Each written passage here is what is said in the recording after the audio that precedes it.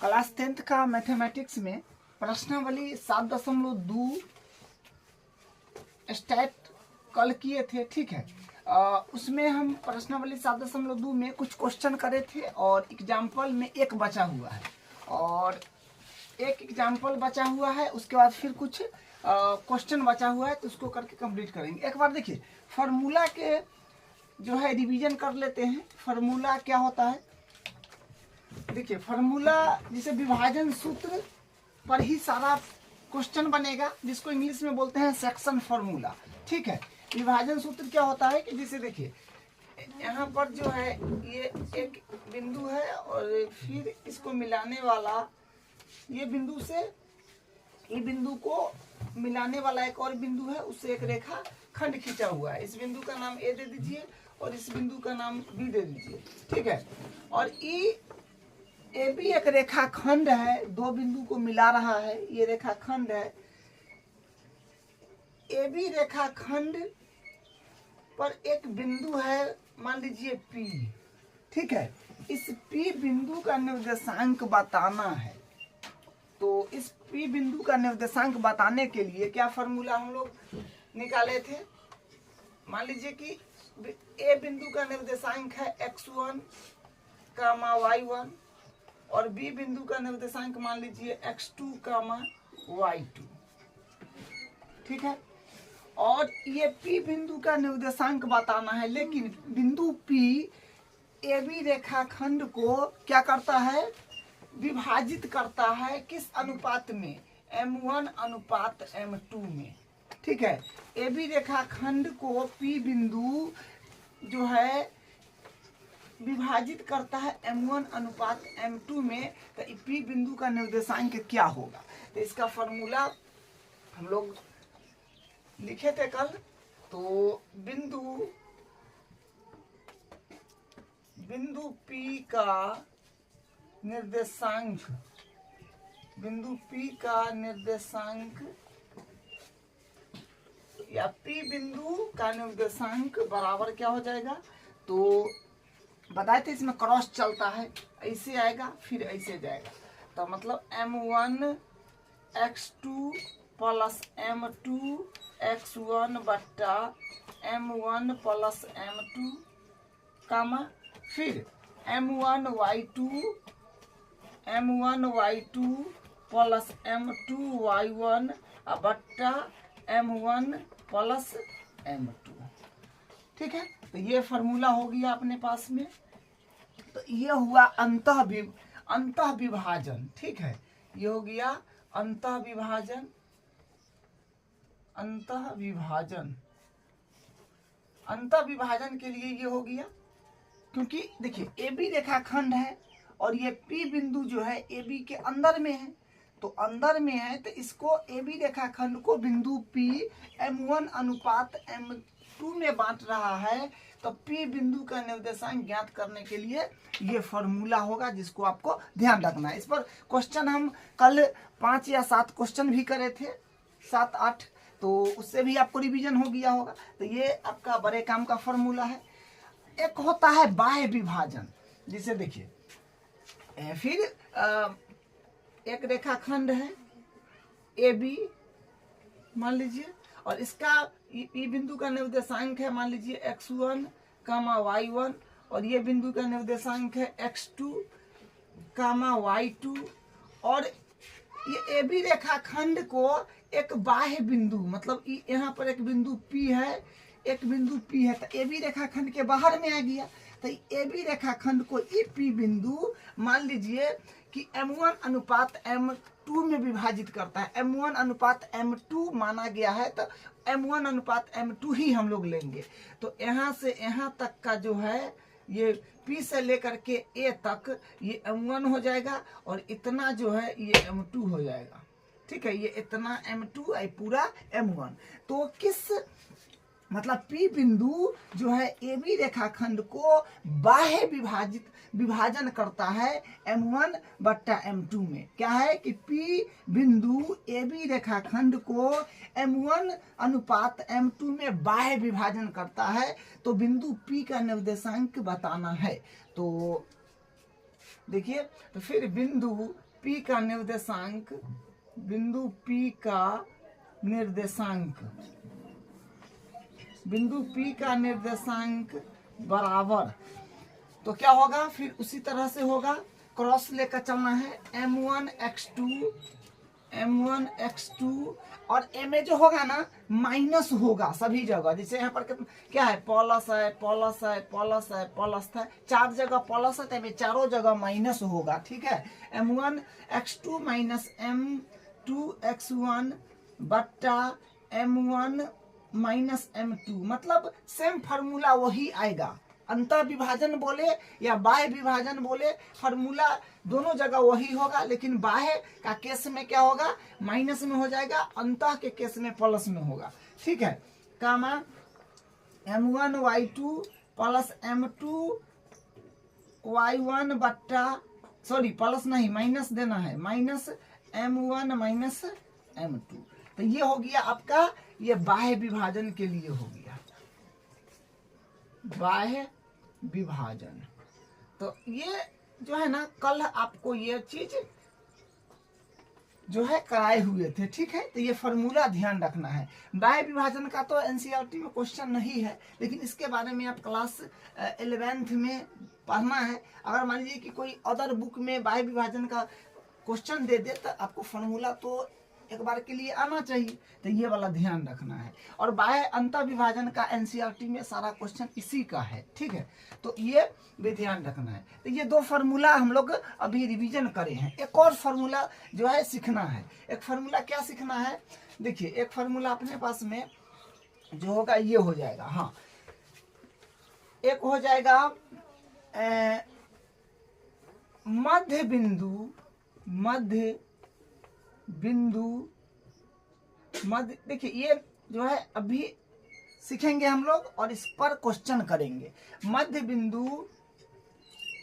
बिंदु सूत्र, जिसको इंग्लिश में बोलते हैं mid point formula, MID, mid point POINT, point formula FORMULA। ठीक है, तो मध्य बिंदु सूत्र अब आज हम लोग देखेंगे। इसको इंग्लिश में बोलेंगे मिड पॉइंट फॉर्मूला। क्या होगा, तो देखिए मध्य बिंदु फॉर्मूला क्या होगा, तो देखिए मान लीजिए कि फिर उसी तरह से एक रेखाखंड है AB।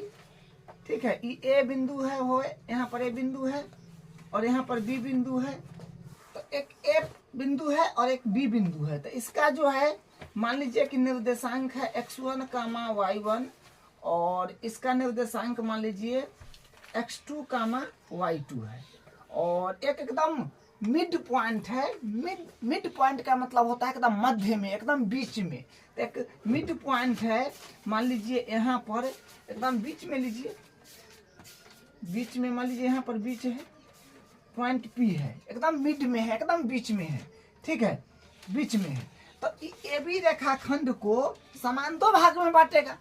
अगर AB रेखाखंड पर एक बिंदु जो है P है, एकदम बीच में है, तो ये हिस्सा बराबर होगा। तो मान लीजिए कि हिस्सा 1 है, तो ये भी हिस्सा 1 होगा। ठीक है, एकदम मध्य में अगर बिंदु होगा, बीच में होगा, तो 1 अनुपात एक, P के इधर भी 1 मानिएगा, इधर भी, क्योंकि दोनों बगल बराबर हिस्सा होगा, तो 1 हो जाएगा। ठीक है, तो 1 अनुपात 1 में बांट रहा है। तो हमको ये P बिंदु का निर्देशांक फिर बताना है। तो यही फार्मूला से जो P बिंदु का निर्देशांक जो विभाजन सूत्र से ही ये वाला जो है मध्य बिंदु सूत्र मिड पॉइंट फार्मूला आ जाएगा। ठीक है, तो देखिए बैठाते हैं। विभाजन सूत्र क्या होता है, m1 x2 plus m2 x1 बट्टा m1 प्लस m2 कामा m1 y2 plus m2 y1 बट्टा m1 प्लस m2। ये विभाजन सूत्र होता है। इसी पर बैठाएंगे तो मध्य बिंदु का फॉर्मूला आ जाएगा। देखिए यहाँ पर करते हैं, तो इसका मतलब जो है यहाँ पर ये जो हो जाएगा, ये तो m का वैल्यू हो जाएगा m1 और ये m2, क्योंकि जो P बिंदु है इस ए बी रेखाखंड को M1 अनुपात M2 में विभाजित करता है। तो जो यहाँ पर इधर का भाग M1 और इधर का भाग M2, तो M1 के वैल्यू 1 और M2 का वैल्यू भी 1 हो जाएगा। तो फॉर्मूला पर वैल्यू को बैठा दीजिए तो M1 जो है 1 है, तो 1 और x2, तो x2 का वैल्यू जो है अपने पास में x1 y1 x2 y2, तो x2 लिख दीजिए प्लस M2 जो है 1 है, तो 1 और x1 तो x1 ही है बट्टा, तो M1 प्लस M2 जो है तो 1 प्लस 1 हो जाएगा कामा, फिर M1 जो है 1 है और साथ में है तो फिर मल्टीप्लाई में, तो y2 का वैल्यू तो y2 ही रह जाएगा प्लस M2 जो कि है 1, तो 1 और y1 है y1 ही है, तो y1 और यहाँ पर 2 है ना, y2 का वैल्यू y2, ठीक है। तो एक M1 प्लस M2 तो क्या है 1 प्लस 1, तो देखिए क्या बनेगा, तो यानी x2 में हम लोग 1 से गुना करेंगे, x2 में 1 से गुना करेंगे तो x2 ही आएगा और प्लस है तो प्लस, और x1 में x1 है, ठीक है। क्योंकि देखिए M1 x2 plus M2 x1 था, x2 x1 y2 y1 उस सब का वैल्यू तो वही है। यहाँ पर तो M1 और M2 का वैल्यू सिर्फ चेंज है, तो वही रखा गया है। तो x2 प्लस और x1 में 1 से करिएगा तो x1 ही आएगा बट्टा, और 1 1 2 हो जाएगा गामा, फिर y1 में 1 से करिएगा तो y1 ही आ जाएगा, y2 न है, y2 में 1 से करिएगा तो y2 ही आ जाएगा प्लस, और y1 में 1 से करेंगे तो y1 ही आ जाएगा बट्टा, और 1 1 2 हो जाएगा, ठीक है। तो ये यहाँ से निकल के आ गया। तो आप डायरेक्ट ध्यान रखिएगा कि अगर कोई बिंदु बीच में है, मध्य में है, तो मध्य बिंदु सूत्र डायरेक्ट ये वाला लगा दीजिएगा। हालांकि ये भी लगाइएगा तो आएगा, क्योंकि मध्य बिंदु का सूत्र इसी पर बैठाने पर ना आया है, विभाजन सूत्र पर ही बैठाए हैं, वैल्यू तो मध्य बिंदु का सूत्र आया है। तो आप आसाने वाला याद रखिएगा, मध्य बिंदु का सूत्र क्या है, दोनों का x निर्देशांक को जोड़ना है, दोनों का x निर्देशांक देखिए ना, दोनों में x ना जुड़ल है, x2 प्लस x1, तो दोनों का x निर्देशांक जोड़ के बट्टा 2 और दोनों का y निर्देशांक जोड़ के बट्टा 2, यह ध्यान रखिएगा। तो यहाँ से ये फार्मूला जो है आ गया। तो यहाँ पर हम क्या लिख देंगे कि मध्य बिंदु सूत्र या फिर P बिंदु का निर्देशांक ये आ गया, ठीक है। तो ये मध्य बिंदु सूत्र है, जिसको आप ध्यान रखिएगा। अब इसका जो है एग्जाम्पल करते हैं, इसका उदाहरण नंबर 10 देखिए। यदि बिंदु A 6,1 और B बिंदु है 8,2 और C बिंदु है 9,4 और D बिंदु है P,3 एक समांतर चतुर्भुज के शीर्ष इसी क्रम में हो तो P का मान ज्ञात कीजिए। तो देखिए समांतर चतुर्भुज का ये जो है ना, A बिंदु B बिंदु C बिंदु और D बिंदु, यह समांतर चतुर्भुज के शीर्ष है। तो समांतर चतुर्भुज पहले बना लीजिए, यहाँ से हल शुरू करेंगे सॉल्यूशन। तो समांतर चतुर्भुज पहले बनाना है।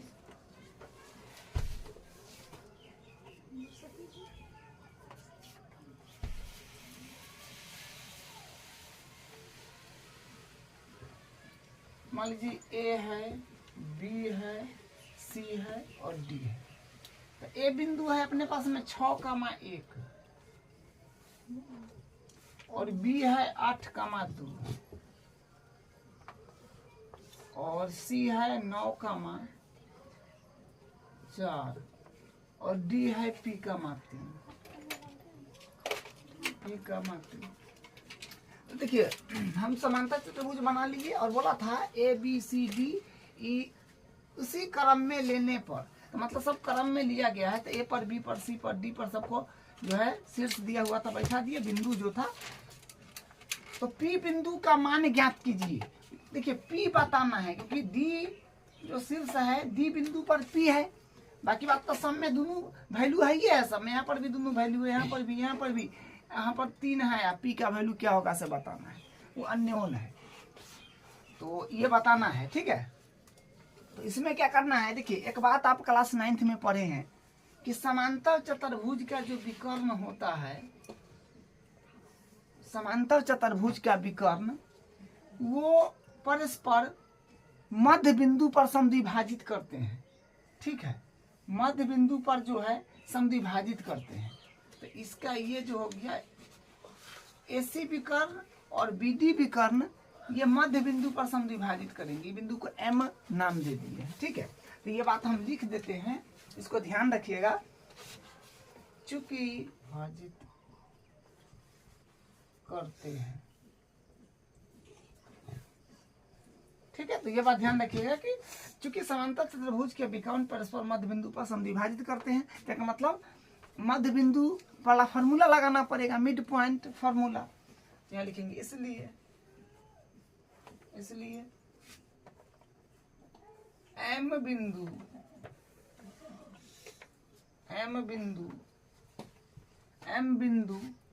बिंदु जो है AC और BD का क्या है, मध्य बिंदु हो जाएगा।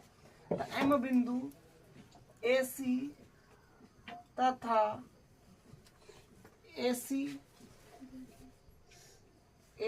तथा BD, क्योंकि विकर्णता AC और BD है, AC तथा BD का मध्य बिंदु है, ठीक है। मध्य बिंदु है, तो मध्य बिंदु फार्मूला क्या होता है उसको लगा दीजिए। मध्य बिंदु फार्मूला यहाँ लिख देते हैं। मध्य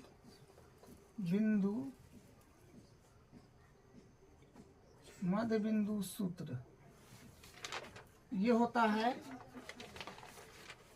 दोनों का x निर्देशांक के जोड़ के भाग दूसरे, दोनों को y निर्देशांक के जोड़ के दूसरे भाग। तो यानी x1 प्लस x2 बट्टा 2। देखिए पलसे में है तो 1 पहले, x1 में x1 प्लस x2 है तो x2 पहले लिखिए, चाहे x1 पहले लिखिए, उससे थोड़ी फर्क पड़ता है। तो x1 प्लस x2 बट्टा 2 कामा y1 प्लस y2 बट्टा 2, ठीक है। तो यहाँ से लिखेंगे AC का मध्य बिंदु, यहाँ से लिखेंगे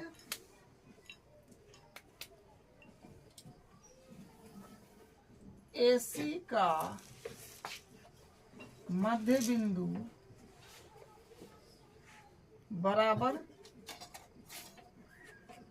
BD का मध्य बिंदु, BD का मध्य बिंदु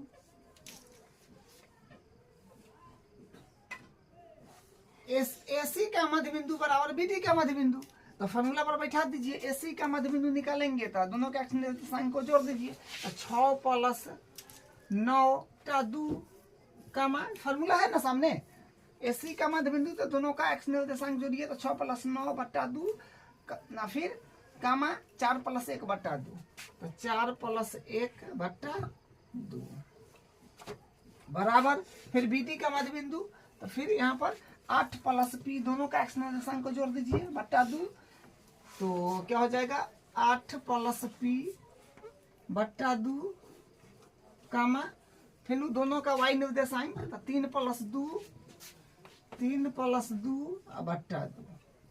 अब इसको कैलकुलेशन करिए, तो कैलकुलेशन करेंगे तो क्या हो जाएगा 9 6 15, तो 15 बट्टा 2 कामा 4 1 5, तो 5 बट्टा 2 बराबर फिर ई तो एडिटिज रह जाएगा 8 प्लस P बट्टा 2, और यहाँ पर 3 2 5, 3 आ 2 5, तो 5 बट्टा 2।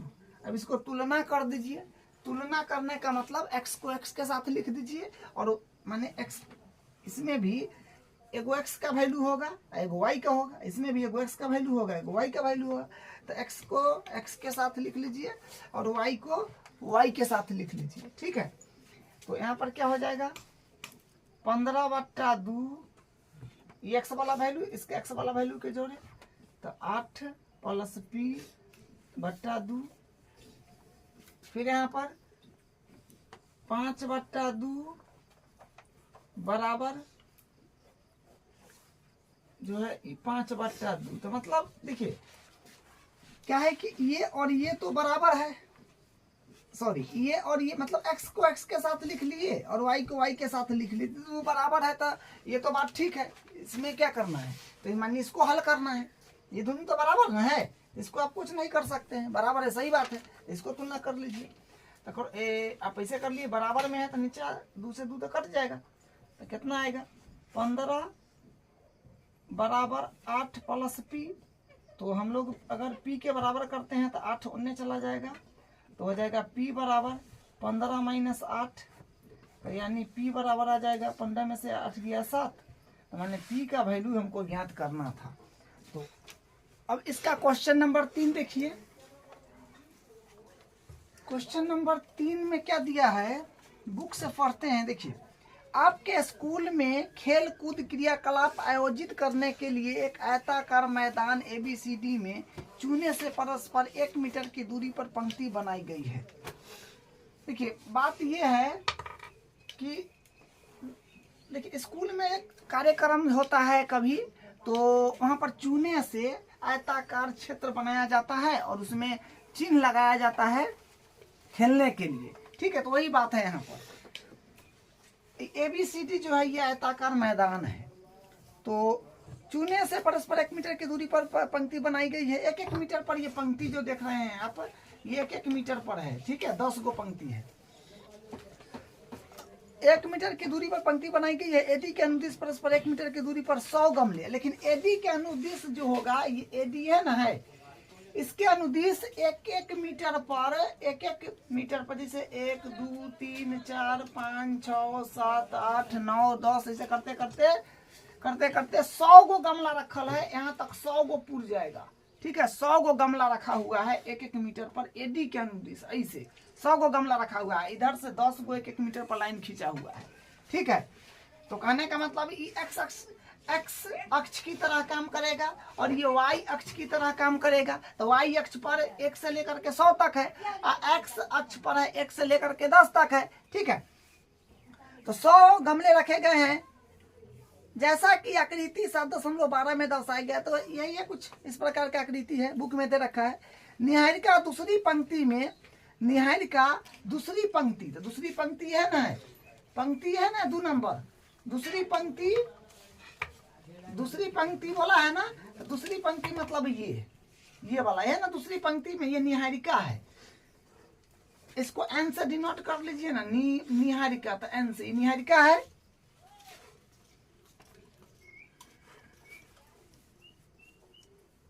निहारिका दूसरी पंक्ति में AD के 1/4 भाग के बराबर।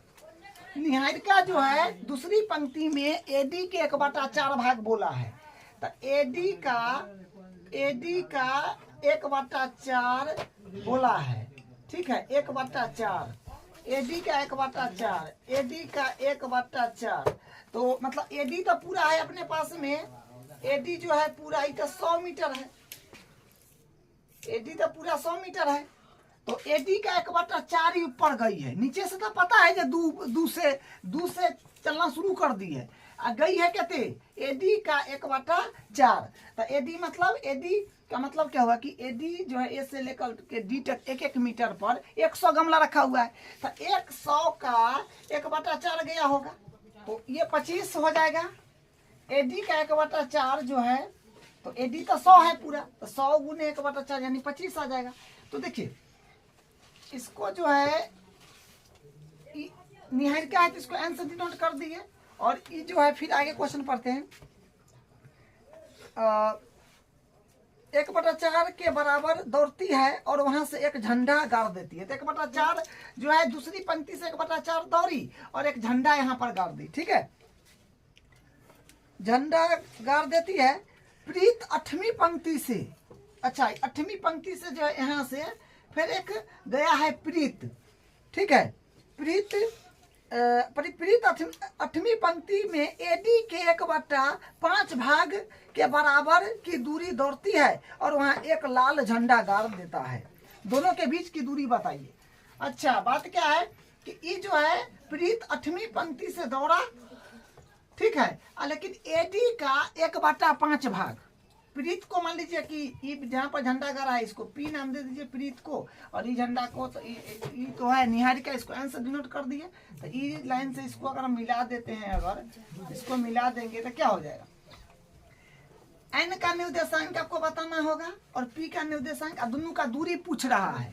ई झंडा और ई झंडा के बीच का दूरी क्या होगा, तो इन निर्देशांक तो हम लोग पता कर लिए। ये तो दूसरी पंक्ति से 1/4 भाग गया है एडी का, तो ये कितना हो गया, दूसरी पंक्ति मतलब एक्स अक्ष पर 2 है, तो 2 और कितना हो जाएगा 25 आया है। एडी का 1/4 गया तो माने 25, तो 25 और इसका फिर निकाल लीजिए, ये 8वीं पंक्ति से 1/5 गया है, तो मतलब एडी का 1/5 ये हो गया आपका निहारिका। निहारिका का हो गया, ये हो गया प्रीत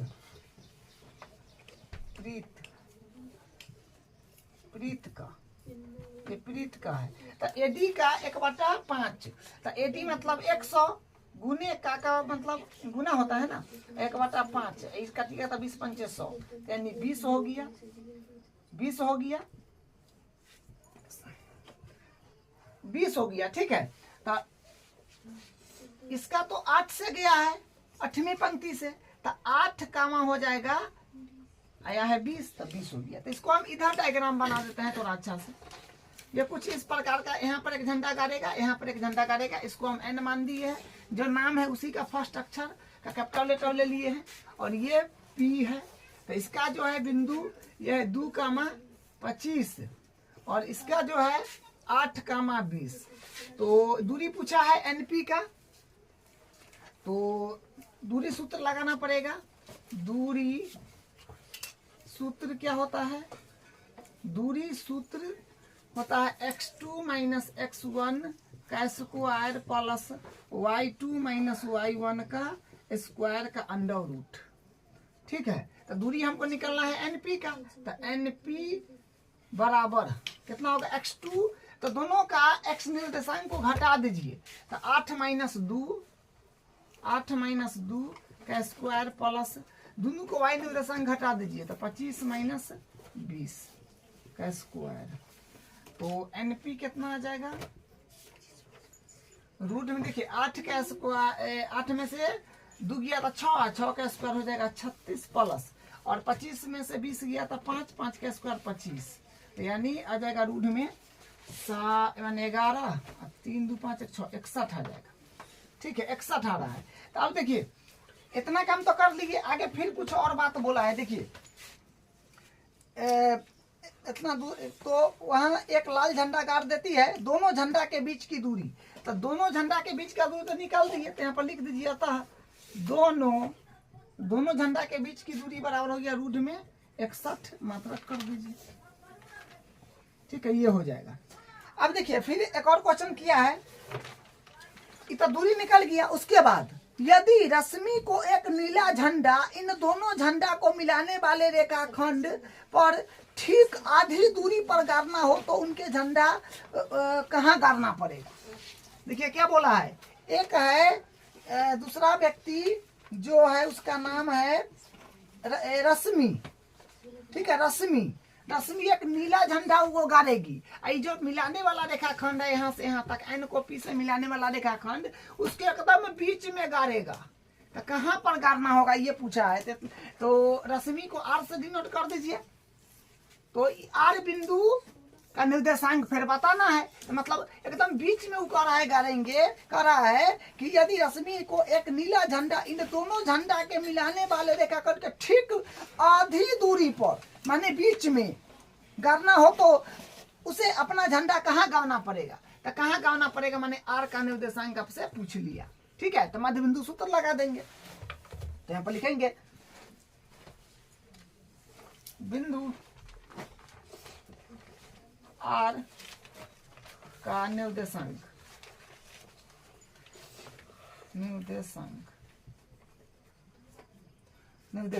बराबर, तो एकदम बीच में है, तो मध्य बिंदु फॉर्मूला लगा दीजिएगा, जो होता है x2 या x1 प्लस x2 से लिखिए, x1 प्लस x2 बट्टा 2 कमा y1 प्लस y2 बट्टा 2, बस सबको वैल्यू रख दीजिए। तो x1 दोनों का x1 का जोड़ और दोनों का y2 का जोड़, दोनों का बट्टा में 2, तो 2 प्लस 8, तो 2 प्लस 8 बट्टा 2 कमा y1 y2, तो दोनों का y निर्देशांक को जोड़ के बट्टा 2, तो 25 प्लस 20 बट्टा 2, तो यहाँ से आएगा 8 आ 2 10 बट्टा 2, और यहाँ से हो जाएगा 45 बट्टा 2।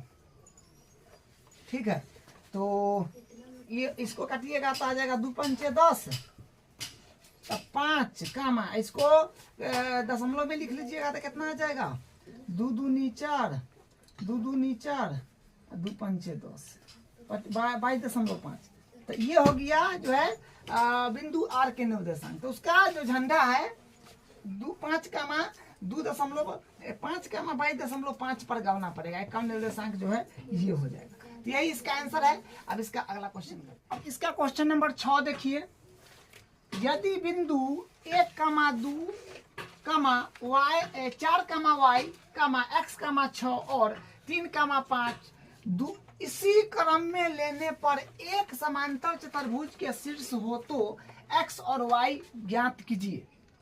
देखिए सेम क्वेश्चन है जो एग्जांपल में हम लोग लास्ट उदाहरण करे हैं, उसी प्रकार का सेम है। तो समांतर चतुर्भुज का एक डायग्राम पहले बनाना है, इसको नाम दे दीजिए, मान लीजिए A B C D, क्रम में बोला है तो A B C D के हिसाब से ही जाना होगा।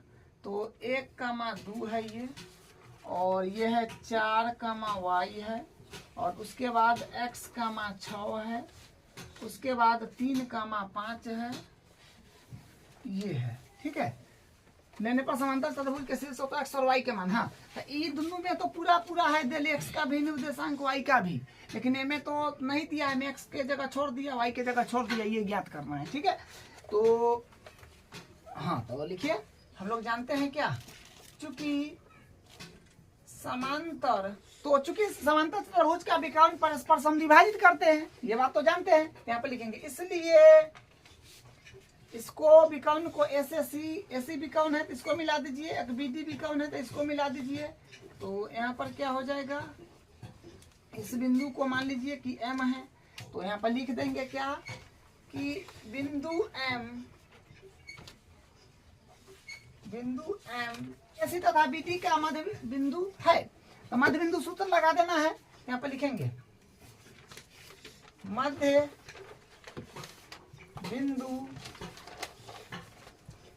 बिंदु सूत्र बराबर क्या होता है, दोनों का x निर्देशांक जोड़ दीजिए, x1 प्लस x2 बट्टा 2 कामा दोनों का y निर्देशांक जोड़ दीजिए, तो y1 प्लस y2 बट्टा 2।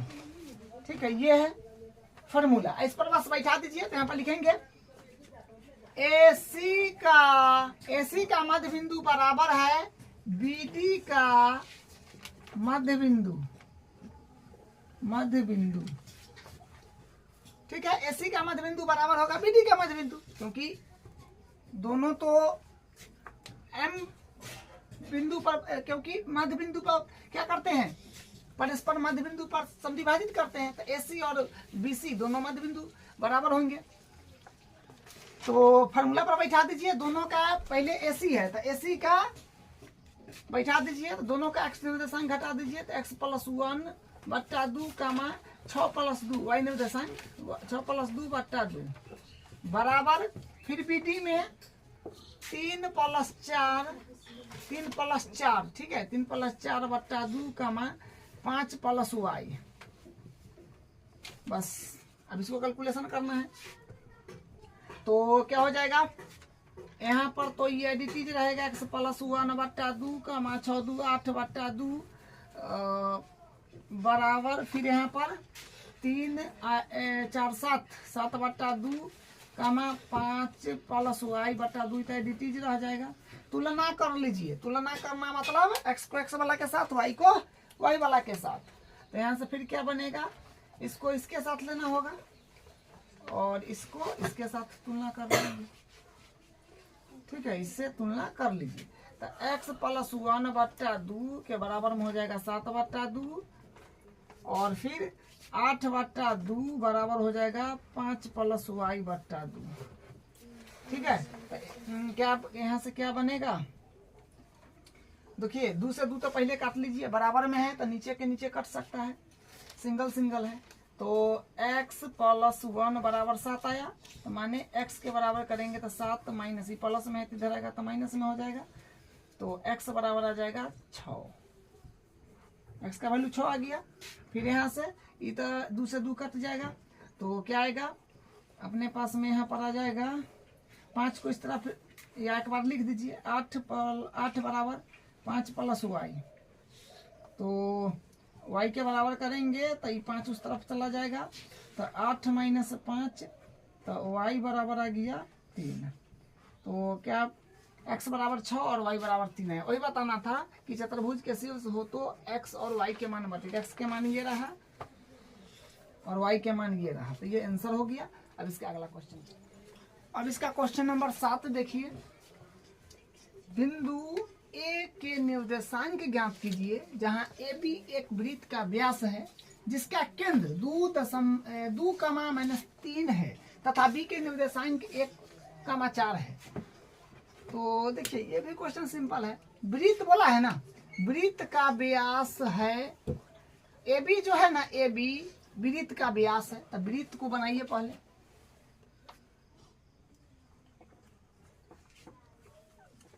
मान लीजिए कि एक वृत्त है और इसका व्यास जो होता है ना वो केंद्र से एकदम बीचे बीच होकर के जाता है, ठीक है। वृत्त का सबसे बड़ी जीवा क्या होता है, व्यास होता है, तो केंद्र से होकर जाएगा, इसको ए बी नाम दे दीजिए क्योंकि बोला है ना ए बी व्यास है, तो ए बी, और जिसमें कि बी का निर्देशांक दिया हुआ है 1,4 और केंद्र यहाँ पर कहीं ना कहीं बीच में होगा, ठीक है।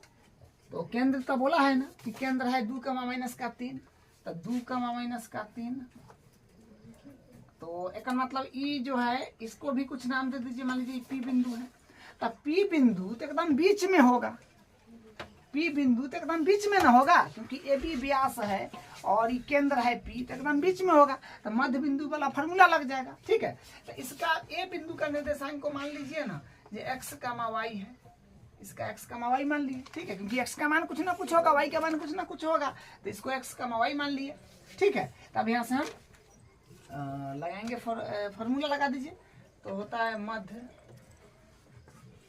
मध्य बिंदु,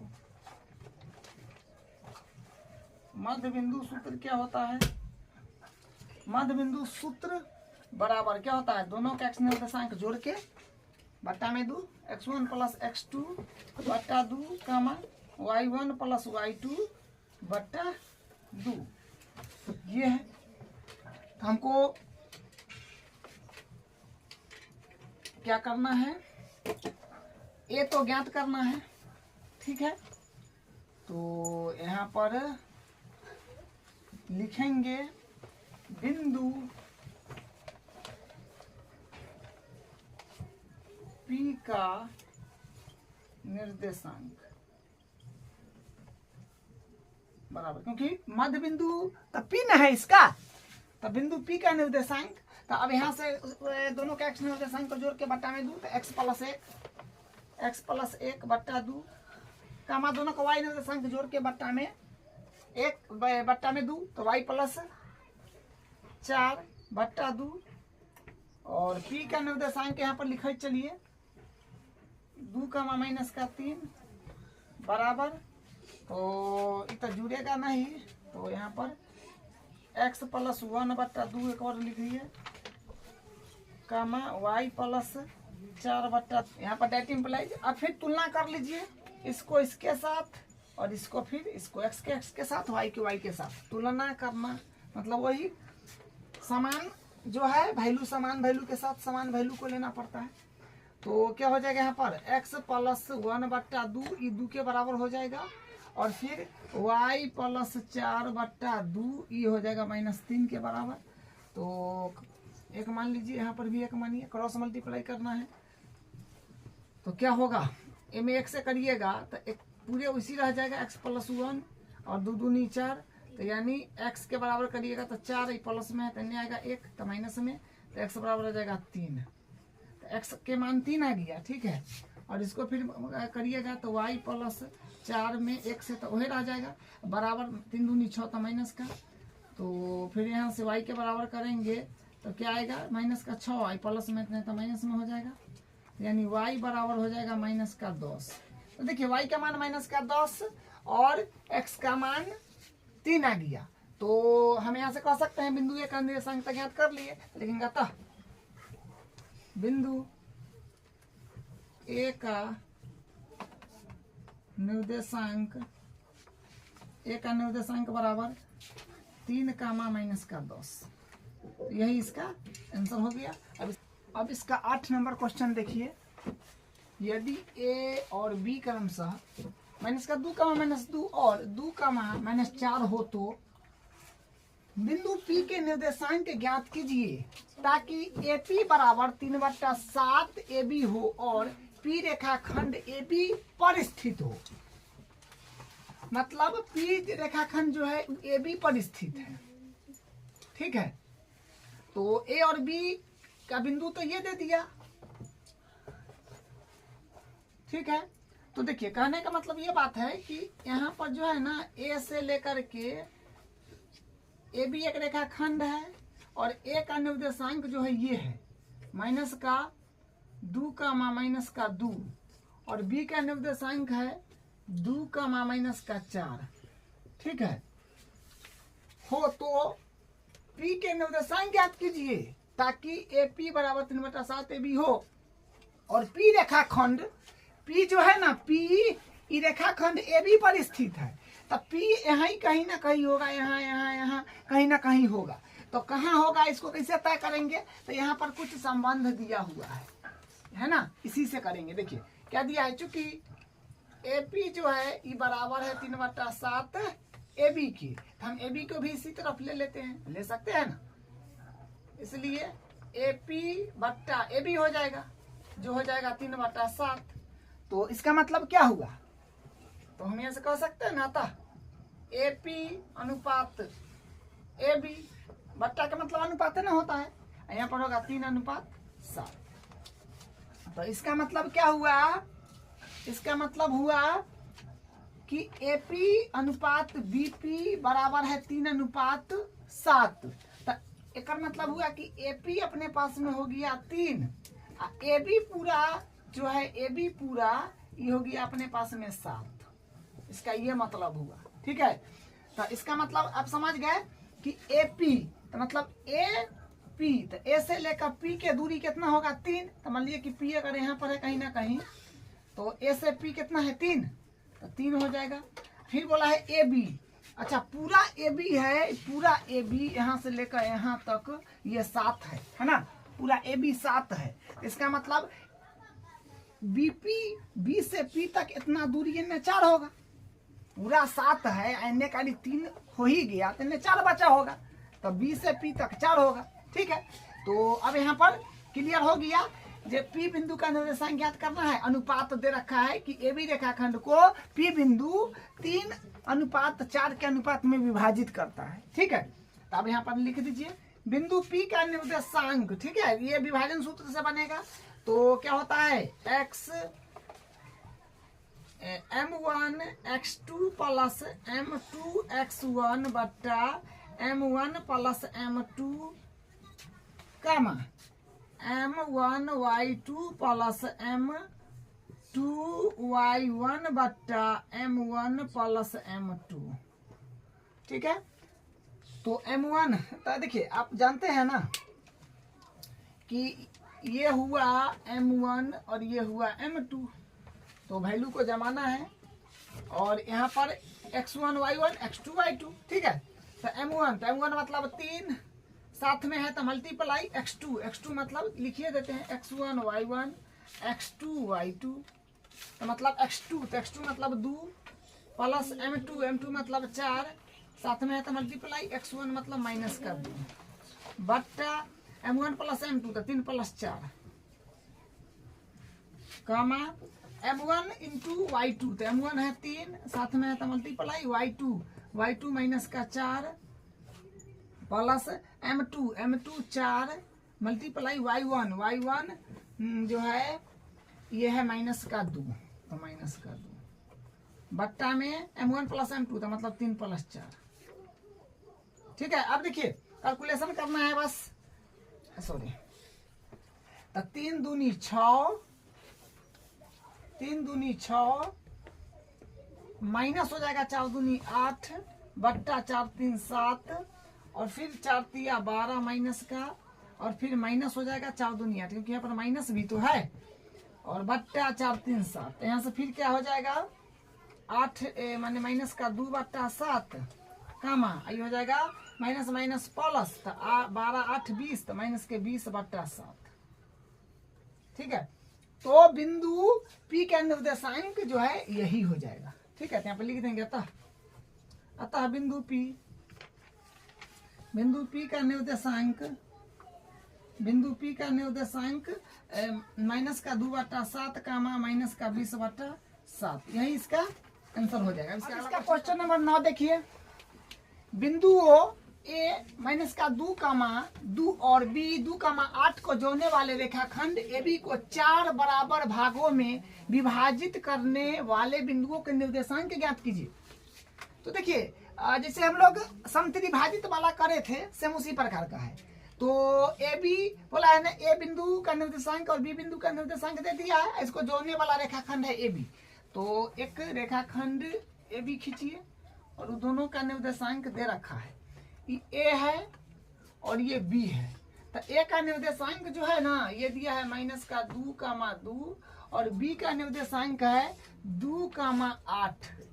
ठीक है, और रेखाखंड AB को माने इतने रेखाखंड AB हो गया, 4 बराबर भागों में विभाजित करने वाले बिंदु को निर्देशांक ज्ञात कीजिए। तो AB रेखाखंड को 4 भागों में विभाजित करेगा, तो 4 भागों में विभाजित करेगा तो कै गो बिंदु होगा। तो मान लीजिए कि 4 भागों में और बराबर 4 भाग में, तो यहाँ पर एक बिंदु लगा दीजिए, एक यहाँ पर लगा दीजिए, एक यहाँ पर लगा दीजिए, क्या गो होगा 1 2 3 4। हाँ, तो 4 भाग में विभाजित करने के लिए 1 2 3 गो बिंदु की आवश्यकता पड़ा। तो तीनों बिंदु का नाम दे दीजिए, मान लीजिए P है, ये Q है और ये R है। ठीक है, तो जो 3 को बोला है ना कि विभाजित करने वाले बिंदुओं, तो जो विभाजित कर रहा है तो 3 गो बिंदु है, तो तीनों बिंदु का निर्देशांक बताना है, P का Q का R का। ठीक है, तो यह बात पूछा गया है। तो यहाँ पर जो AB को 4 बराबर भागों में बोला है, तो सब बराबर भाग में बटा हुआ है। ठीक है, तो ये हो गया 1, ये भी 1, ये भी 1, ये भी 1, बराबर बोले सब जगह 1 1 आ जाता है। ठीक है, तो पहले हम P का निकालेंगे, तो P के लिए डायग्राम बनाते हैं फिर से। P के लिए, क्योंकि पहले P का निकलेगा तब Q का तब R का, तो P का पहले निकालेंगे। तो एक डायग्राम फिर से, ये A है और ये B है, तो ये है माइनस का 2 कामा 2 और ये जो है यह है 2 कामा 8। और P बिंदु के लिए अभी हम काम करेंगे, तो P का इधर हिस्सा तो एक है, अभी तक इस सबको ध्यान में रखना नहीं है। तो P का इधर हिस्सा कितना बचा, सब वाला हिस्सा अभी P1 पर चल जाएगा, तो 1 2 3, तो 3 हो जाएगा। ठीक है, तो बिंदु P के निर्देशांक ज्ञात कर लेंगे हम लोग। तो लिखेंगे बिंदु P का निर्देशांक, पहला केस मान लीजिए। ठीक है, बिंदु P का निर्देशांक बराबर, तो वही फार्मूला लगाना पड़ेगा, विभाजन सूत्र, सेक्शन फार्मूला, जो क्या होता है M1 x2 plus M2 x1 बट्टा M1 प्लस M2 कामा M1, बस यहाँ x है तो यहाँ y हो जाएगा। अब 2 है तो 2 और 1 है तो 1, वही रहेगा। ठीक है, तो M1 y2 plus M2 y1 बट्टा M1 प्लस M2, बस इस पर वैल्यू को जमा दीजिए। ठीक है, तो यहाँ पर जो है x1 y1 हो जाएगा मान लीजिए, और इसको x2 y2 मान लीजिए, और ये जो है ये तो M1 और M2 हो जाएगा। ठीक है, वैल्यू को भरिए, तो यहाँ से क्या हो जाएगा M1 मतलब 1 साथ में है तो गुना, x2 मतलब 2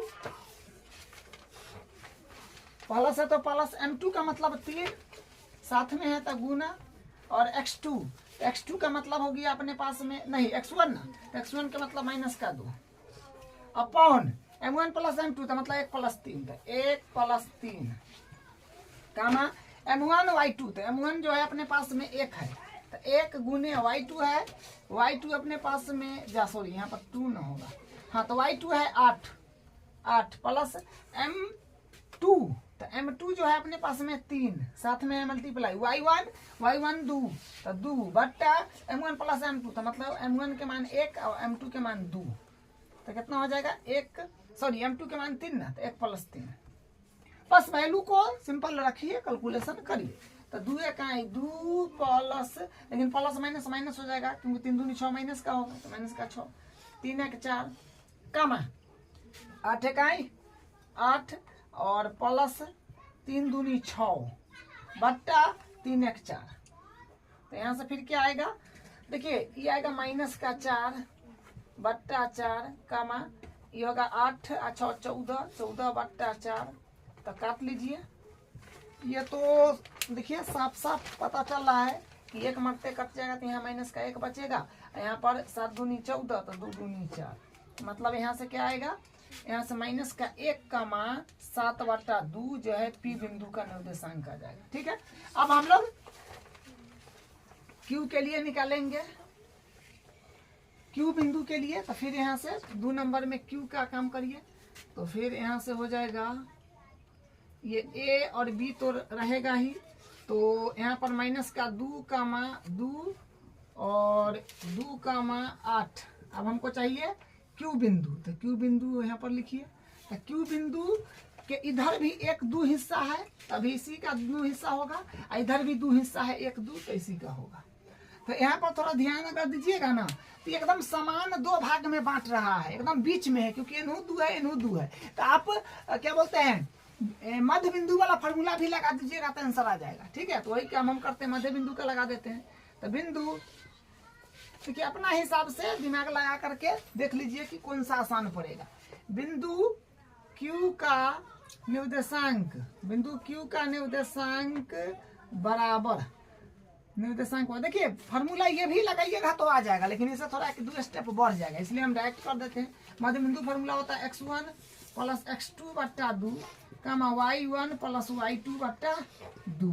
ठीक है, x1 मतलब लिख देते हैं ना, देखिए ये हुआ x1 y1, ये हुआ x2 y2, ये हुआ m1, ये हुआ m2, बस क्या सॉरी m1 m2 नहीं, क्योंकि हम तो मध्य बिंदु वाला फॉर्मूला लगा रहे हैं ना, तो दोनों का x निर्देशांक को जोड़ दीजिएगा, तो 2 और माइनस 2 बट्टा 2 कामा 8 प्लस 2 बट्टा 2।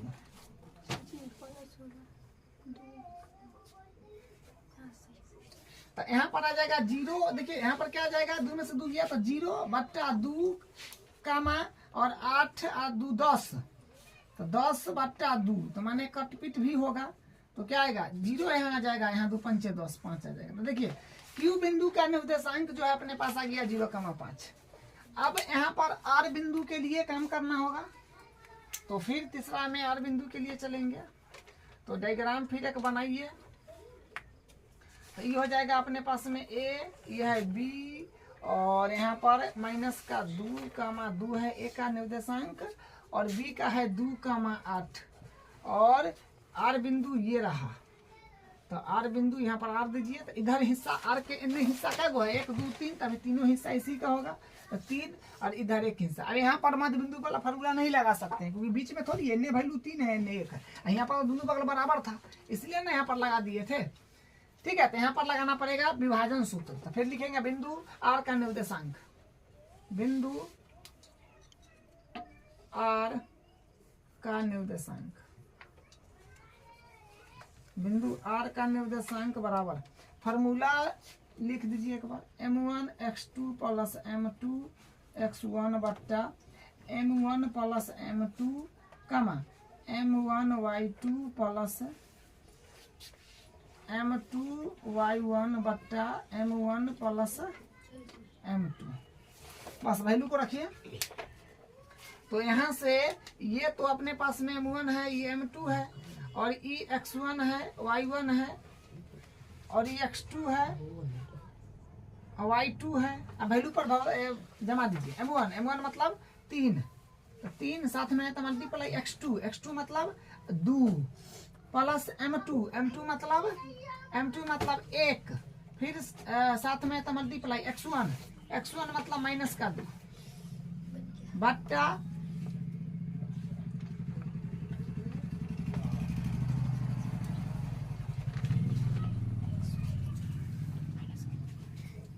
m1 प्लस m2 तो मतलब 3 प्लस 1 कामा, फिर m1 y2 तो m1 देखिए m1 है 3 और साथ में है तो मल्टीप्लाई y2 है 8 प्लस m2 y1 तो m2 है अपने पास में 1 साथ में मल्टीप्लाई y1 है 2 बट्टा m1 प्लस m2 मतलब 3 प्लस 1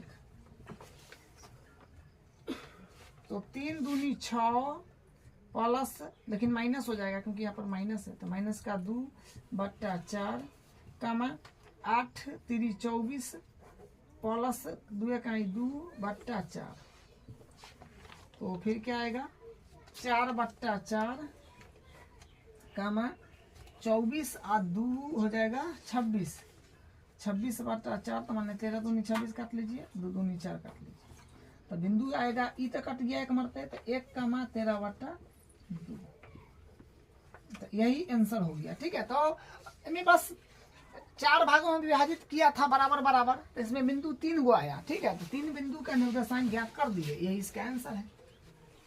क्वेश्चन नंबर 10 देखिए, एक समचतुर्भुज का क्षेत्रफल ज्ञात कीजिए जिसके शीर्ष इसी क्रम में ये और ये है। ठीक है, तो समचतुर्भुज का एक डायग्राम पहले बनाइए।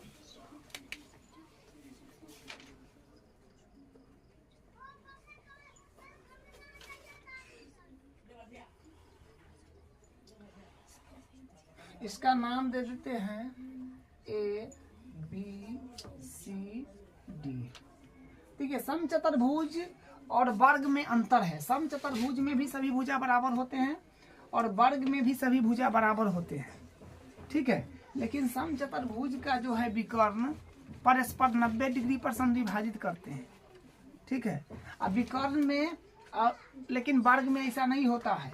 वर्ग में प्रत्येक भुजा, क्योंकि वर्ग का शेप तो इस प्रकार से होता है एकदम इस तरह से, तो यहाँ पर 90 होता है, इसमें यहाँ पर 90 नहीं होता है, ये फर्क है। ठीक है, तो विकर्ण का बात हो रहा है तो विकर्ण इसको मिला दीजिए तो ये एक ऐसी विकर्ण हो जाएगा और एक अपने पास में एक हो जाएगा BD विकर्ण में। ठीक है, चलिए तो हाँ, शीर्ष लिख लीजिए ना, दिया है A का लिख लीजिए 3,0 और B का 4, यहाँ बिना है 4,5 और C का माइनस का 1,4 है, माइनस का 1,4 और D का है माइनस का 2,-1। तो समचतुर्भुज का क्षेत्रफल निकालना है। बोला है एक समचतुर्भुज का क्षेत्रफल ज्ञात, मतलब समचतुर्भुज का क्षेत्रफल ज्ञात करना है तो लिखेंगे समचतुर्भुज ABCD का क्षेत्रफल बराबर। देखिए आप ये बात ध्यान रखिएगा कि समचतुर्भुज का विकर्ण परस्पर समकोण पर समद्विभाजित करते हैं। ये समकोण बनेगा चारों बगल। ठीक है, तो हम इसको 2 त्रिभुज में बांट लेते हैं। एक त्रिभुज हो जाएगा ACD और एक त्रिभुज होगा ABD। दोनों का क्षेत्रफल, ई वाला भाग का क्षेत्रफल और ई वाला भाग का क्षेत्रफल का जोड़ समचतुर्भुज के क्षेत्रफल के बराबर होगा। या फिर आप डायरेक्ट फार्मूला होता है वो भी याद रख सकते हैं कि समचतुर्भुज का क्षेत्रफल होता है विकर्णों का गुणनफल के बराबर। ठीक है, तो वो करिए या फिर हम लोग लॉजिकली कर रहे हैं तो इसे कर लीजिए। तो समचतुर्भुज का क्षेत्रफल बराबर क्या हो जाएगा, त्रिभुज AC या ACD का क्षेत्रफल त्रिभुज ADC चाहे ACD का क्षेत्रफल प्लस त्रिभुज ABC का क्षेत्रफल, त्रिभुज ABC का क्षेत्रफल। तो अब जानते हैं त्रिभुज का क्षेत्रफल क्या होता है। त्रिभुज का क्षेत्रफल होता है 1/2 गुने आधार गुने ऊंचाई। ये बात तो आप जानते हैं, तो बस सेम काम करेंगे। त्रिभुज का क्षेत्रफल 1/2 गुने आधार, 1/2 गुने आधार। तो ये वाला त्रिभुज के लिए आधार ये हो जाएगा AC प्लस ऊंचाई हो जाएगा अपने पास, क्योंकि लंब न है तो ऊंचाई हो जाएगा। यहाँ पर कुछ नाम दे देते हैं, ठीक है। इसका नाम मान लीजिए कि हम दे देते हैं M, तो ऊंचाई हो जाएगा DM, प्लस है तो प्लस। फिर इसमें त्रिभुज ABC में तो 1/2 गुने आधार, आधार इसका क्या यही हो जाएगा, AC ही होगा। तो AC गुना ना होगा, गुना ठीक है। 1/2 गुने आधार गुने ऊंचाई होता है तो गुना में होगा। यहाँ पर भी 1/2 गुने आधार, तो आधार AC और ऊंचाई हो जाएगा BM, ठीक है। तो कुछ काम करते हैं। देखिए क्या हो रहा है कि 1/2 कॉमन आ जाएगा, AC भी दोनों में है तो कॉमन आ जाएगा, तो बचेगा DM प्लस BM। अब यहाँ पर थोड़ा ध्यान दीजिएगा, तो 1/2 AC और DM plus BM, DM plus BM मिलकर पूरा क्या बन गया, BD। तो BD यह बात हुआ। तो वही हुआ कि 1/2 गुने AC गुने BD, तो AC तो विकर्ण हुआ और BD तो विकर्ण हुआ। तो वही हुआ कि समचतुर्भुज का क्षेत्रफल क्या होता है, 1/2 गुने विकर्णों का गुणनफल। तो अब यहाँ पर अपने पास में AC निकलना होगा, BD निकलना होगा। तो AC निकल लीजिए खटाक से दूरी सूत्र से। तो दूरी सूत्र क्या होता है, दूरी सूत्र होता है x2 माइनस x1 का square plus y2 minus y1 का स्क्वायर। अब इसको निकालना है तो AC निकाल लीजिए, AC बराबर, क्योंकि AC चाहिए, AC विकर्ण का दूरी। तो दोनों का x निर्देशांक घटा दीजिएगा तो हो जाएगा 3 माइनस 1, तो 3 प्लस 1 का स्क्वायर प्लस y निर्देशांक 4 माइनस 0 का स्क्वायर। तो मतलब AC यहाँ से क्या आ जाएगा, 3 1 4, तो 4 का स्क्वायर 16 और 4 में से 0 गया तो 4, 4 का स्क्वायर 16, माइनस रूट में 32 आ रहा है, 32। अब फिर निकाल लीजिएगा BD, तो BD निकालिएगा, फिर दोनों का x निर्देशांक घटा लीजिए, तो 4 माइनस 2, तो 4 माइनस माइनस प्लस 2 प्लस, और दोनों का y निर्देशांक तो 5 माइनस 1 माइनस माइनस प्लस 1। तो यहाँ पर कितना होगा, 4 2 6, तो 6 का स्क्वायर 36 प्लस 6 का स्क्वायर 36, तो माने रूट में आ गया 72, ठीक है। तो आप इसको ऐसे भी तो लिख सकते हैं 32 का 4 रूट 2, एक लिख सकते हैं 8, या फिर ऐसे ही छोड़ दीजिए।